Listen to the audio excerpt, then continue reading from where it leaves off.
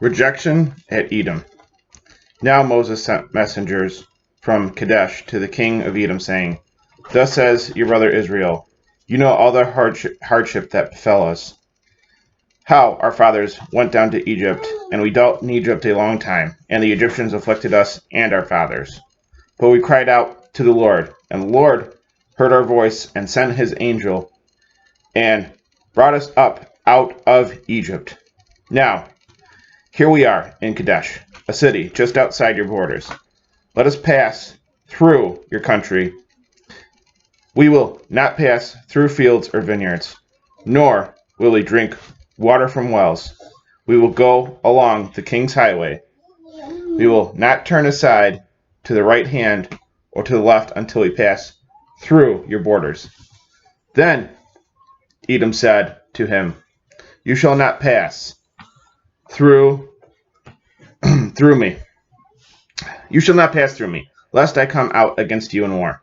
So the children of Israel said to him, We would go along the mountainous area, but if I or my cattle should drink any of your water, I would pay you. But the matter is nothing. Let us pass along the mountainous area. But he replied, You shall not pass through me. So Edom came out against him with a heavily armed multitude and with a strong hand. Thus Edom refused to give Israel passage through his borders, and Israel turned away from him. Hold on. What are you doing? Come on, Bubba. Come on, Bubba. Ah!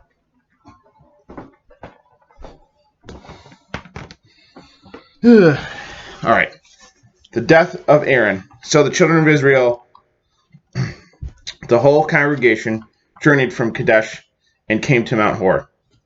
Then the Lord spoke to Moses and Aaron in Mount Hor by the land. Then the Lord spoke to Moses and Aaron in Mount Hor by the borders of the land of Edom, saying, Let Aaron be added to his people, for he shall not enter the land I am giving to the children of Israel, because you provoked me at the water of controversy. Take Aaron and Eleazar his son, and bring them up to Mount Hor before all the congregation, and strip Aaron of his robe, and put it on Eleazar his son. And let Aaron die there, and be added to his people. So Moses did, as the Lord ordered, and took him up to Mount Hor before all the congregation. One more time.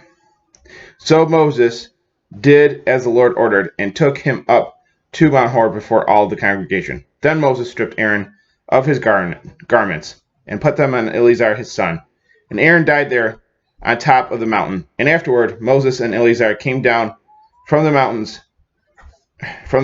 Now all the congregation saw Aaron was dead. And all the house of Israel mourned for Aaron 30 days. Defeating the Canaanites. Now the Canaanite king of Arad, who was dwelling in the desert, heard the news, for Israel came by way of Atharim. Therefore he made war against Israel, and then carried off captives from them as booty. Then Israel made a vow to the Lord and said, If you will indeed deliver this people into my hand, I will anathematize them, and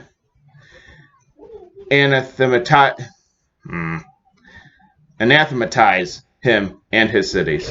So the Lord listened to the voice of Israel and delivered up the Canaanites, and then anathematized him and his cities. Therefore they called the name of that place Anathema, the copper serpent. Then they departed from Mount Hor by the way of the Red Sea, and they went around the land of Edom, and the people became discouraged on the way. So the people spoke against God and against Moses. Why did you bring us up out of Egypt and kill us in the desert? For there is no bread nor water, and our soul is weary of this worthless bread. So the Lord sent venomous serpents among the people, and they bit the people, and many of the children of Israel died. Then the people came to Moses and were saying, We sinned, for we spoke against the Lord and against you. Therefore, pray to the Lord, let him take away the serpent from us. So Moses prayed for the people. Then the Lord said to Moses, Make a serpent for yourself, and put it on a signal pole. And it shall be, if a serpent should bite someone, then the one bitten looks at it, he shall live. So Moses made a copper serpent and put it on a signal pole. And it happened, when a serpent bit anyone, and he looked at the copper serpent, he lived. From Mount Hor to Moab. After this, the children of Israel broke camp and camped in Oboth. From there, they broke camp and camped on the other side of the Oboth. Then they broke camp at Oboth and camped at Eberim, which is on the other side in the desert that is over against Moab. Toward the sunrise, from there they broke camp and camped in the valley of Zered. From there they broke camp and camped on the other side of the Arnon, in the desert, which runs along the border of the Amorites. For the Arnon is the border of Moab, between Moab and the Amorites. Therefore it is said in the book, The war of the Lord, he set on fire Zub and the brooks of Arnon. And he established the brooks from to inhabit near the borders of Moab. Then from there they went to the well, which is the well where the Lord said to Moses, Gather the people together, and I will give them water to drink. Then Israel sang the song about the well. Begin the song. As for the well, rulers dug it. Kings of nations hewed it in stone in their kingly rule, when they were the Lord's. Then from the well they went to Madanan, and from Madanan to Nathaniel, from Nathaniel to Bamoth, and from Bamoth to the valley that is the plain of Moab, which from the top of the Cord rock looks out over against the desert. Defeat of King Sihon and King Og. Then Moses sent ambassadors to Sihon, king of the Amorites, with peaceful words, saying, Let us pass through your land. We will journey on the road and not turn aside into a field or a vineyard. We will not drink water from your well. We will journey we will journey on the king's highway until we pass beyond your borders. But Sihon would not allow Israel to pass through his borders. So Sihon gathered all his people together and went out to engage Israel in battle in the desert. So he came to Jahaz and engaged Israel in battle. Then Israel struck him with slaughter by the sword and gained dominion over his land from the Arnon to the Jabbok, as far as the sons of Ammon, for Jazer is the border of the sons of Ammon. So Israel took all these cities, and Israel dwelt in all the cities of the Amorites, in Heshbon and in all its villages. For Heshbon was the city of Sihon, king of the Amorites, who fought against the former king of Moab, and took all his land from Arar to the Arnon. Therefore, those who speak in riddles say, Come to Heshbon, so the city of Sihon may be built and made ready. For the fire went out from Heshbon, a flame from the city of Sihon. It consumed as far as Moab, and swallowed up the pillars of the Arnon. Woe to you, Moab, you were destroyed. O people of Shemash, their sons were sold to be kept alive, and their daughters are captives to the Sihon king of the Amorites. Their seed shall perish from Heshbon to Dibon, and their women again stirred up fire over Moab. Now Israel dwelt in all the cities of the Amorites. Then Moses sent out Then Moses sent to spy out Jazer.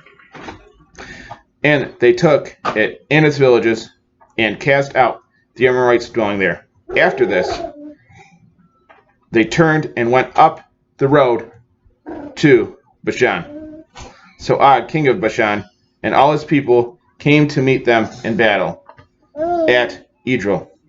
Then the Lord said to Moses, "Do not fear him, for I have delivered him into your hand, with all his people and his land. And you shall do to him as you did to Sihon, king of the Amorites, who dwelt in Heshbon." So they struck him, his sons, and all his people, until there was no survivor left him. And they inherited their land. Notes from the previous page. 2011 and 12, Moses struck the rock in unbelief, and this action would keep him from leading Israel into the land of promise. It is unbelief to disobey the Lord's direction, for he told Moses, "Take the rod and speak to the rock." However, he struck the rock twice, so he violated the type. This rock represented the spiritual rock, Christ himself, for it was he who ordered Moses to speak to the rock. 1 Corinthians 10:4. After his incarnation, he would be smitten once, not twice, for the sins of the world. Romans 6:10. For his life-giving cross would come the waters of life, springing up into the everlasting life. John 4:14. This event in verses 1 through 12 was called the water of contention for two reasons. First, because of Israel's scoffing, and second, because the Lord was sanctified among them. In spite of Israel's scoffing, Christ in his power gave them water to drink. 20:16. His angel is the Word and Son of God, for he was brought Israel up out of Egypt with his almighty power. 20:28. Aaron's death revealed the weakness and temporary nature of the Aaronic priesthood, for it could not overcome death, but Christ destroyed death by his death. Therefore, his priesthood continues unto the ages of ages. Hebrews 7:23 through 25. 2:19. The people who looked on the copper serpent on the signal pole lived. They lived because the motionless copper serpent signaled that the power of venom in them was now dead. The serpent bit Adam in the Garden of Eden, and his venom eventually caused him to die physically and decay in the grave. So all the days of Adam lived were 930 years, and then he died. Genesis 5:5. Death also came into the world through him. Romans 5:12. When Christ hung motionless on the cross, John 3:14, his dead body signaled the end of death's reign over man's body, for he trampled down death by his death upon those in the tombs bestowing life. Sung by the church at Easter. The copper serpent saved those who looked upon it, not because it lived, but because it was killed, and killed it with it the powers that were subject to it, being destroyed as